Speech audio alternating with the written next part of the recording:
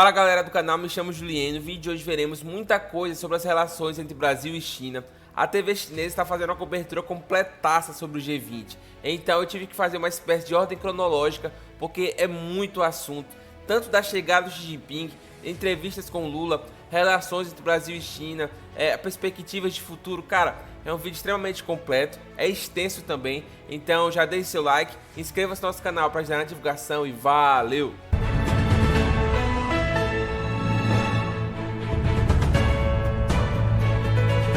Hello, welcome to CGTN. This is our special coverage on Chinese President Xi Jinping's visit to Brazil. Live from Beijing, I'm Pan Deng. And I'm Li Dongning. Well, President Xi Jinping will arrive soon in the Brazilian city of Rio de Janeiro for the G20 summit.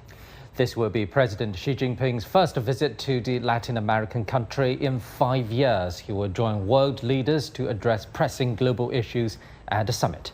And President Xi will then travel to Brasilia for a state visit to bolster bilateral cooperation. And we'll take a deeper look into how G20 provides a platform for nations to collaborate on shaping a more just and more inclusive global economic order.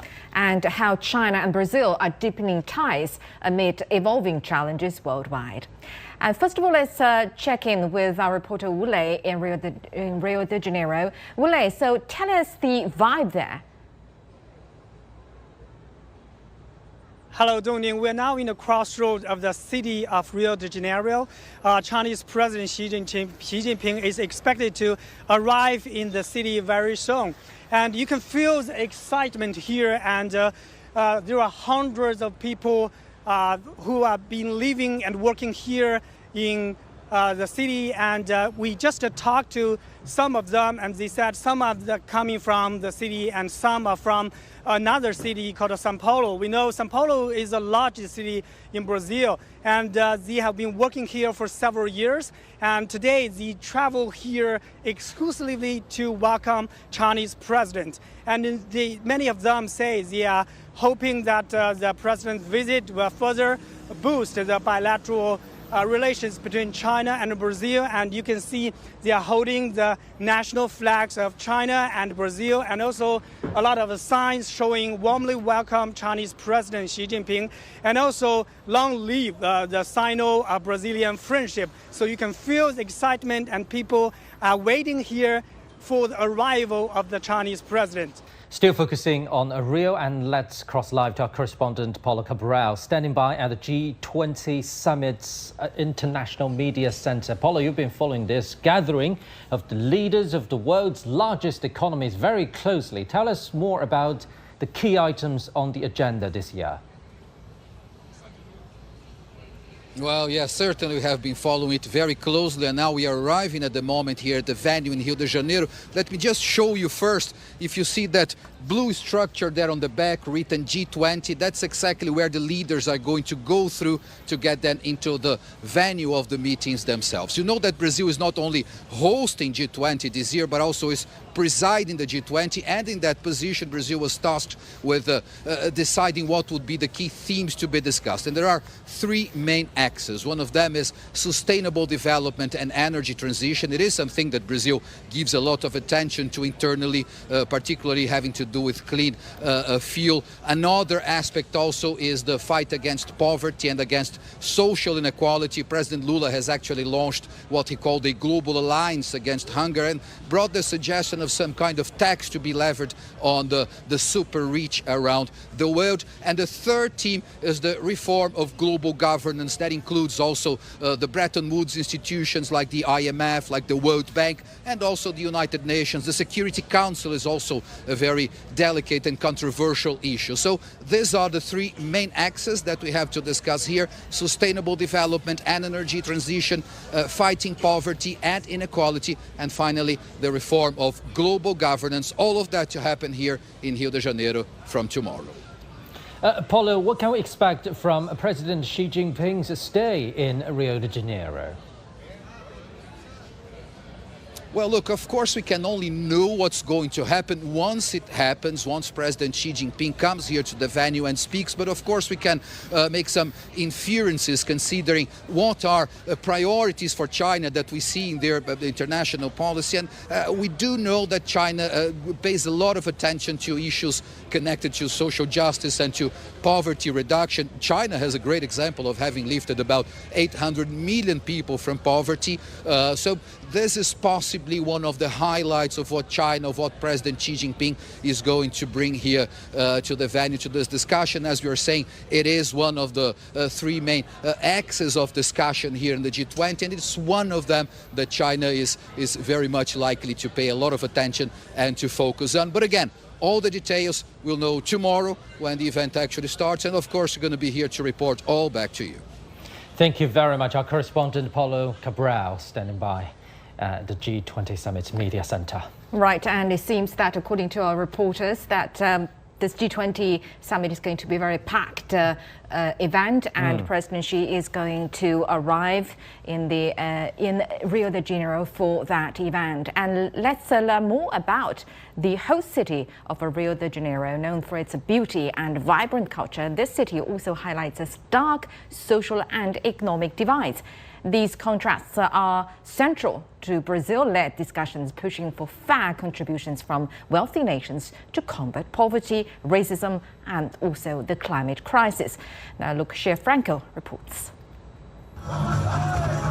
Host to one of the world's biggest annual parties and some of the most recognized music, samba and bossa nova, by day Rio de Janeiro is a city of spectacular vistas, home to one of the world's 7 modern wonders, a former architecture capital of the world, site of the first global climate summit in 1992, and recently in 2014 a World Cup, and in 2016 the Olympic Games. Rio is absolutely breathtaking. The experience so far has been, amazing. Everyone is very welcoming. Under Portuguese rule, Rio de Janeiro became the colonial capital of Brazil in 1763. Fleeing Napoleon's army in 1808, King João VI brought the royal court to Rio, where it served as the seat of the Portuguese Empire until 1821. Following Brazil's independence in 1822, Rio remained the nation's capital until 1960. With a greater metropolitan population of 16 million people, it is still the city that most symbolizes Brazil the world over, and yet to the careful observer, even on its sun-soaked beaches, there is another, lesser-known Rio on display. As much as it's known for its breathtaking beauty and its ability to host major events, Rio's story is really of two cities. Everywhere there are reminders of a past that was literally constructed on the backs of forced African labor. A recently excavated port where, according to estimates, nearly 1 million slaves arrived. Cobblestone streets, churches built with granite cut and fitted on site. According to historian Milton Teixeira, that legacy created a divide that today continues to characterize the city. Here in Rio de Janeiro, you have an urban culture of streets and buildings, and then there is the culture of the favelas. It has not always been a peaceful relationship. In fact, much of the time it has been highly conflictive. You have a class that has access to consumer goods and another that doesn't. So behind the postcard views and opulence, Rio is also a city of poverty, sprawling favela slums, where most recently drug-related violence is all too common and opportunity is far too scarce. It is on this other Rio and the impoverished around the world that the G20 leaders have now set their sights for the summit. Lucrecia Franco, CGTN, Rio de Janeiro. We're watching live footage from Rio de Janeiro, Chinese President Xi Jinping is expected to arrive in the Brazilian city very soon, and he's there to attend the G20 summit, as we've been reporting, and he will also pay a state visit to Brazil. Now we can see that a plane of Chinese President Xi Jinping has landed in Rio de Janeiro. This is live footage from the Brazilian city. The city of Rio de Janeiro is hosting this year's G20 summit. Chinese President Xi Jinping has just arrived in Rio de Janeiro to attend the G20 summit this year. And the theme for this year's G20 gathering is building a just world and a sustainable planet. Well, this significant visit not only underscores the growing strength of a China-Brazil comprehensive strategic partnership, but also seeks to leverage Brazil's role as Latin America's largest economy to drive progress in global governance and also multilateral cooperation.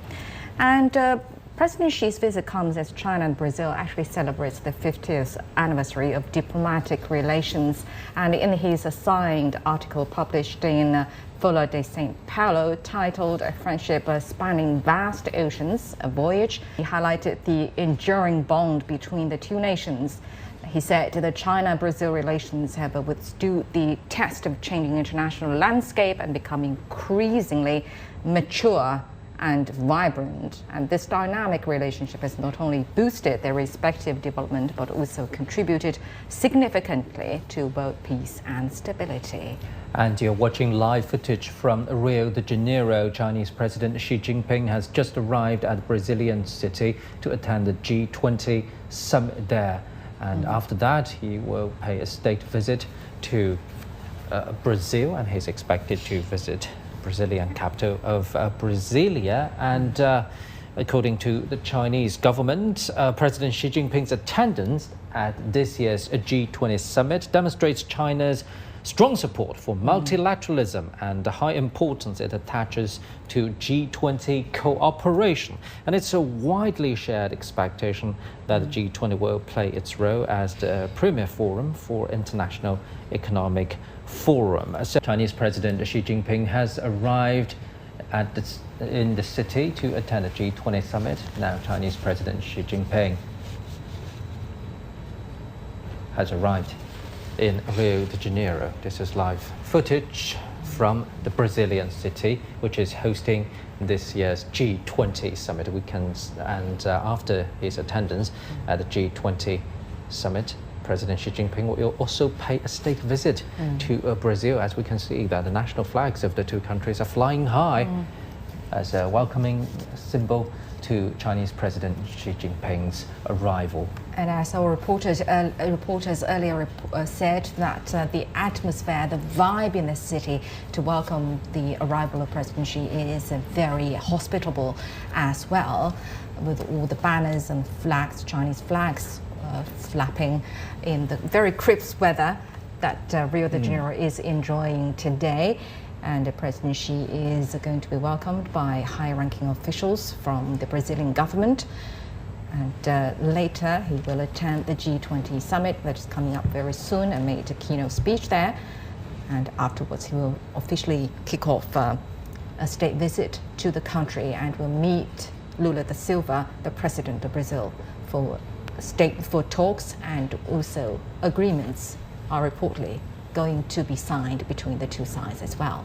And as we just reported, China and Brazil have this comprehensive strategic partnership. Trade between the two countries has been very strong and growing steadily. And what about cultural exchanges?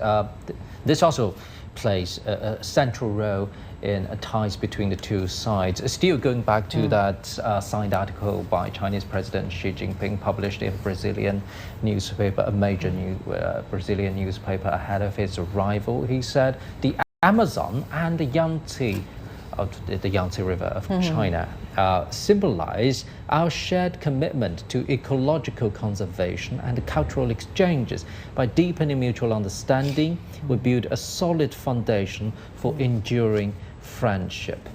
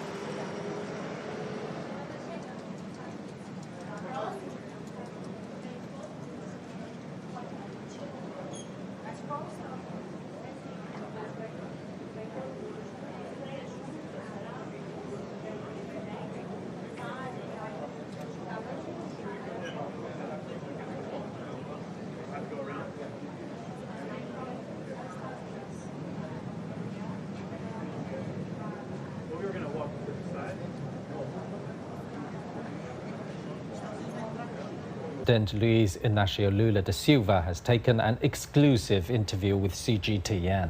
President Lula shares the key topics on the agenda, expressing optimism that the summit will be both productive and amicable. Let's talk about the upcoming G20. President Lula, that is a very big thing on the agenda of your presidency. What are the top priorities of the upcoming G20 in Rio? How will this summit help resolve pressing global issues? For example, aligning the agenda of the summit with the needs of developing countries and the global south. Nós primeiros estamos lançando a Aliança Global contra a Fome e a Pobreza, que é uma coisa que eu acho extraordinária e não é apenas para os países do G20, é para todos os países do mundo. Depois nós estamos discutindo muito a questão da transição energética e a questão climática, porque já está provado que não tem espaço para o ser humano viver fora do planeta Terra.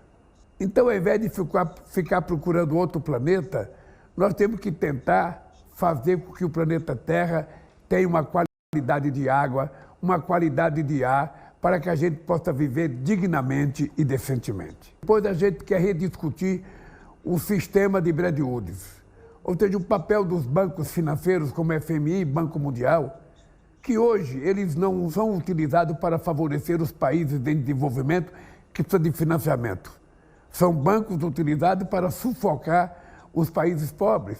Hoje a África tem uma dívida de 900 bilhões de dólares. O que eles pagam de juro é mais do que eles têm capacidade de investimento no desenvolvimento. E eu estou defendendo uma ideia de que parte dessa dívida que os países africanos têm com o FMI seja transformada em investimentos em infraestrutura na África. E vamos ter, pela primeira vez, a gente vai ter uma coisa chamada, empoderamento feminino, fazendo com que as mulheres possam efetivamente participar de forma igualitária nas coisas políticas que o mundo decide. Então eu estou muito otimista que vai ser um G20 muito produtivo, muito cordial e vai ser, eu acho que um aprendizado para todos nós. Além do que, muita gente vai conhecer o Rio de Janeiro pela primeira vez e o Rio é uma cidade maravilhosa. Então, o vídeo foi extenso, porém extremamente completo. Eu tive que fazer nessa ordem cronológica porque existem várias pequenas matérias sobre o Brasil que compõem essa reportagem. E se eu só fizesse muitos cortes, ficaria algo meio que perdido, não seria legal de se assistir. Mas o vídeo foi esse, lembrando que eu vou trazer mais vídeos sobre o G20 com o passar dos dias e provavelmente eu poste mais um hoje. Então já deixe seu like, inscreva-se no nosso canal para ajudar na divulgação e valeu!